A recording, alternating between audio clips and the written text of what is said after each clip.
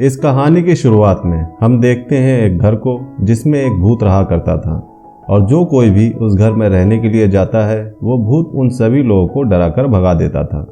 अब कुछ समय बाद प्रेस्ले नाम की एक फैमिली उस घर को देखने के लिए आती है और इस फैमिली में पिता फ्रैंक और मां मेलेनी के साथ साथ उनके दो बेटे फुलटॉन और केविन भी है, जिसमें केविन सबसे छोटा है। इसके बाद हम देखते हैं कि एक ब्रोकर उन्हें वो घर दिखाने के लिए लाती है, जहां फ्रैंक और मेलेनी को वो घर काफ़ी पसंद आ जाता है क्योंकि वो घर उन्हें काफ़ी सस्ते दामों पर मिल रहा था। लेकिन उनकी ब्रोकर उन्हें ये नहीं बताती है कि वो घर असलियत में इतना सस्ता क्यों है। खैर, इसके बाद हम देखते हैं कि फ्रैंक और मेलेनी उस घर को खरीद लेते हैं।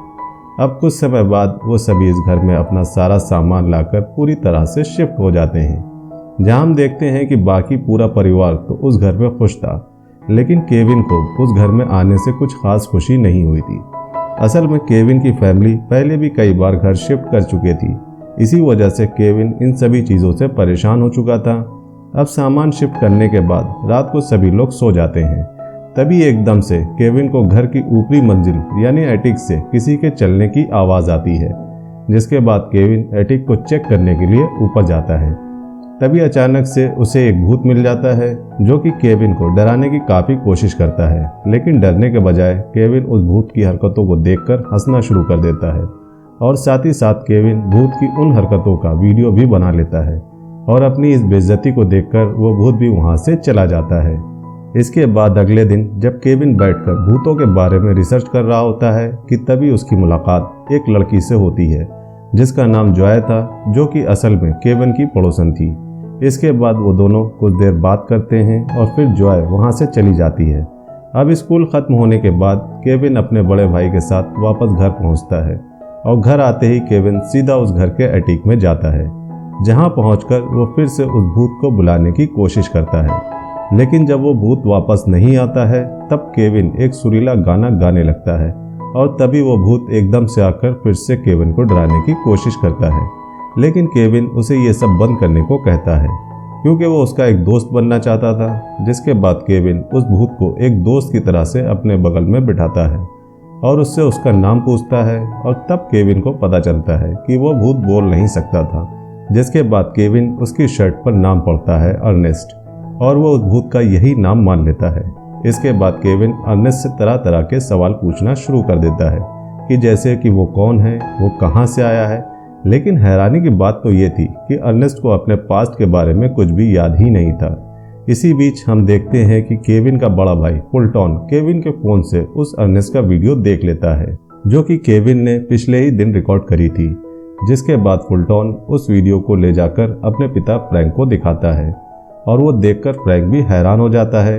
लेकिन इसके बाद फ्रैंक उस वीडियो को ले जाकर सीधा यूट्यूब पर अपलोड कर देता है और इस वीडियो के यूट्यूब पर आते ही इस पर कुछ ही समय में हज़ारों व्यूज़ आ जाते हैं और देखते ही देखते ये वीडियो पूरे इंटरनेट पर वायरल हो जाता है। अब क्योंकि फ्रैंक का वीडियो बहुत ज़्यादा वायरल हो चुका था तो इस बात से फ्रैंक के मन में लालच आ जाती है और फ्रैंक फुलटॉन और केविन को अपने साथ फिर से एटिक में लेकर जाता है, जहां वो केविन को फिर से उस भूत को बुलाने के लिए कहता है ताकि फ्रैंक उस भूत की एक और वीडियो बना सके। इसके बाद केविन अर्नेस्ट को बुलाने के लिए फिर से गाने गाना शुरू कर देता है और केविन का ये गाना सुनकर अर्नेस्ट एक दीवार से बाहर निकल कर आता है। लेकिन तभी वहाँ मेलानी आ जाती है, जिसे शुरू में वहाँ उस भूत के होने का एहसास नहीं होता है। लेकिन जैसे ही वो मुड़कर पीछे देखती है तभी वो भूत उसे वहाँ दिखाई दे जाता है, जिसे देखकर मेलानी बहुत डर जाती है और ज़ोर ज़ोर से चिल्लाने लगती है। फ्रैंक इस सारी घटना को अपने फ़ोन में रिकॉर्ड कर लेता है, जिसके बाद वो इस पूरी वीडियो को फिर से यूट्यूब पर अपलोड कर देता है और इंटरनेट पर आने के कुछ ही मिनटों बाद वो वीडियो पूरी तरह से वायरल हो जाती है और तब फ्रैंक को पता चलता है कि इस वीडियो का पिछली वीडियो से भी बहुत ज़्यादा असर था। पूरे इंटरनेट पर बस अर्नेस्ट की ही बातें होना शुरू हो चुकी थी, लेकिन इसके बावजूद भी मेलेनी अब उस घर में नहीं रहना चाहती थी।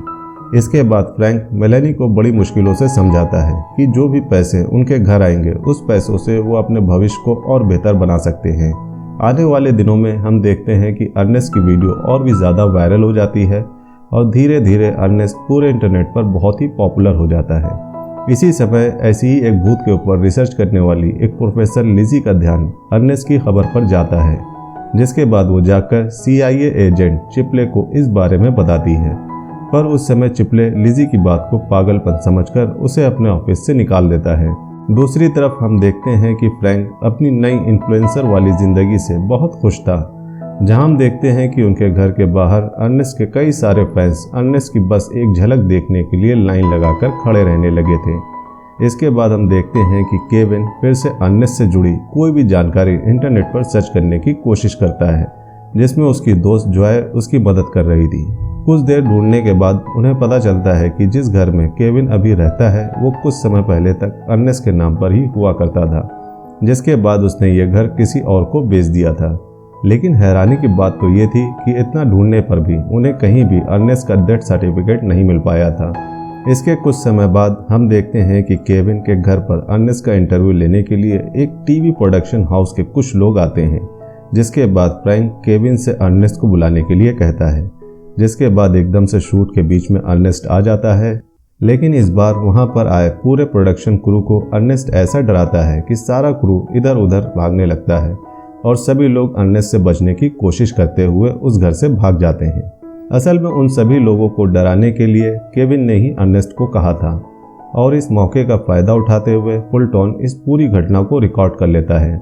जिसके बाद फुलटॉन इस वीडियो को भी यूट्यूब पर अपलोड कर देता है और देखते ही देखते उनका ये वीडियो भी वायरल हो जाता है और ये सब देखकर फ्रैंक भी बहुत खुश हो जाता है। इसके बाद अगले दिन हम देखते हैं कि जब केविन स्कूल जाता है तो वहाँ उसे जॉय मिलती है, जो कि उसे बताती है कि जब उसने अर्नेस्ट की आईडी को चेक किया तब उसे पता चला कि वह भूत असल में अर्नेस्ट नहीं है बल्कि कोई और है और असली अर्नेस्ट तो अभी भी जिंदा है और इस समय वो अल-क़वावा में रहता है। जिसके बाद केविन और जॉय घर पहुंचकर उस भूत को बताते हैं कि असली सच्चाई का पता लगाने के लिए उसे घर से बाहर जाना होगा। जिसके बाद वो भूत हिम्मत करके किसी तरह से उस घर से बाहर निकलता है, लेकिन तभी उस घर के बाहर खड़े उस भूत के फैंस उसे देख लेते हैं और उसका पीछा करना शुरू कर देते हैं। जिसके बाद जॉय, केविन और वो भूत तीनों वहाँ तेजी से भागने लगते हैं और दूसरी तरफ हम देखते हैं कि पीछे से लिजी उनके घर में आती है, जहाँ वो फ्रैंक और मेलेनी को बताती है कि वो एक प्रोफेसर है जो कि भूतों पर रिसर्च कर रही है, इसलिए वो उस घर के भूत से मिलना चाहती है। लेकिन सर्च वारंट न होने की वजह से फ्रैंक और मेलेनी लिजी को उनके घर से भगा देती है। दूसरी तरफ जॉय, केविन और वो भूत किसी तरह अपने पीछे पड़े लोगों से छुटकारा पाते हैं, जिसके बाद वो भूत खुद को वहां से गायब कर लेता है। इसके बाद केविन और जॉय एक बार में जाते हैं जहां कभी असली अर्नेस्ट काम किया करता था और वहां उसे अर्नेस्ट और उस भूत की एक तस्वीर मिलती है जिसमें वो दोनों एक साथ खड़े थे। इसके बाद उन्हें भरोसा हो जाता है कि वो सही रास्ते पर जा रहे हैं। इसके बाद हम देखते हैं कि वो तीनों वहां से जाने लगते हैं। तभी एक पार्क से गुजरते वक्त वो भूत एक बच्ची को देखता है, जिसे देखकर उस भूत को एकदम से अपनी बेटी की याद आने लगती है जिसका नाम जून था। और जैसे ही वो उस बच्ची को छूने के लिए आगे बढ़ता है तभी वो छोटी बच्ची उस भूत से डर जाती है। जिसके बाद वहाँ के सभी लोग उस भूत से दूर जाने लगते हैं और इन्हीं लोगों में से कोई इस घटना का वीडियो बनाकर इंटरनेट पर डाल देता है और देखते ही देखते ये वीडियो भी इंटरनेट पर वायरल हो जाता है और इस वीडियो की वजह से लिजी को भी उस परिवार के खिलाफ सारे सबूत मिल जाते हैं। जिसके बाद वो सारी CIA टीम के साथ फ्रैंक और मेलेनी के घर पर पहुंच जाते हैं और देखते ही देखते सबको वहां हाउस अरेस्ट कर लिया जाता है। लेकिन उस पूरे घर में उन्हें वो भूत कहीं भी नहीं मिलता। तभी हमें पता चलता है कि केविन, जॉय और वो भूत तीनों फुलटॉन की गाड़ी लेकर अर्नेस्ट के घर की तरफ निकल चुके हैं और इसी सफर के बीच में केविन पेट्रोल पंप पर रुकता है, जहां पर एक पुलिस वाला उन्हें देख लेता है। जिसके बाद वो केविन को पकड़ने की कोशिश करता है, पर वो भूत केविन को पुलिस वालों से बचा लेता है। उसके बाद वो तीनों अपनी गाड़ी में वहां से निकल जाते हैं, लेकिन तभी पुलिस भी उनका पीछा करना शुरू कर देती है। जिसके बाद वो बड़ी मुश्किलों से उनसे पीछा छुड़ाकर सीधा एक होटल में पहुंचते हैं और उस रात वो उसी होटल में रुक जाते हैं। इसके बाद अगले दिन की सुबह होती है और सभी अर्नेस्ट के घर पहुंचते हैं, जहां केविन अकेला अर्नेस्ट से मिलने जाता है। अर्नेस्ट के घर पहुंचकर केविन को पता चलता है कि उस भूत का असली नाम रैंडी है, जहां अर्नेस्ट उसे ये भी बताता है कि असल में रैंडी की पत्नी का देहांत बहुत पहले ही हो गया था। जिसके बाद जून की सारी जिम्मेदारी रैंडी को अकेले ही संभालनी थी, लेकिन रैंडी नशे की लत में पड़ गया था और एक दिन घर छोड़कर चला गया और फिर कभी वापस नहीं लौटा। जिसके बाद रैंडी का एक अच्छा दोस्त होने के नाते उसकी बेटी जून का ख्याल अर्नेस्ट और उसकी पत्नी ने रखना शुरू किया और पाल पोस कर बड़ा किया। उनकी ये सारी बातें वो भूत यानी रैंडी सुन लेता है और अर्नेस्ट पर बहुत गुस्सा हो जाता है, क्योंकि उसे पता था कि वो झूठ बोल रहा है। लेकिन तभी वहाँ लिजी अपनी टीम के साथ पहुँच जाती है, जिनके पास भूतों को पकड़ने के लिए स्पेशल हथियार थे। जिसके बाद वो रैंडी पर एक के बाद एक वार करते हैं और रैंडी को पकड़कर वहाँ से ले जाते हैं। इसके बाद हम देखते हैं कि लिजी की टीम उस भूत को एक ऐसी जगह लेकर जाती है जो कि स्पेशली उसके जैसे भूतों के लिए ही बनाई गई थी, ताकि रैंडी वहाँ से भाग ना पाए। तभी वहाँ लिजी रैंडी से मिलने आती है और उसे देखकर उसकी आंखों से आंसू आने लगते हैं, क्योंकि वो कई सालों से भूतों को पकड़ना चाहती थी और आज फाइनली उसका ये सपना सच हो चुका था। इसके बाद रैंडी लिजी के आंसू पोंछता है और तभी वहाँ पर एजेंट चिपले आ जाता है। और जब लिजी चिपले से पूछती है कि वो उस भूत का क्या करेंगे, तो चिपले उसे बताता है कि वो इंसान ऑलरेडी मर चुका है और एक मरे हुए इंसान के साथ तो कुछ भी किया जा सकता है। और लिजी को चिपले की ये बात बिल्कुल अच्छी नहीं लगती, जिसके बाद वो फैसला करती है कि वो उस भूत को वहाँ से चुपके से भगा देगी। दूसरी तरफ फ्रैंक और मेलानी केविन को घर ले आते हैं, जहाँ हम देखते हैं कि उस भूत के जाने के बाद अब केविन बहुत उदास रहने लगा था, जहाँ उसने सबसे बात करना भी लगभग बंद कर दिया था। दूसरी ओर उस जेल में एकदम से रैंडी को याद आता है कि असल में अर्नेस्ट ने ही उसकी हत्या की थी, और क्योंकि अर्नेस्ट और उसकी पत्नी का बच्चा नहीं हो पा रहा था, इसलिए उन्होंने रैंडी से उसकी बच्ची लेने के लिए उसका कत्ल कर दिया था।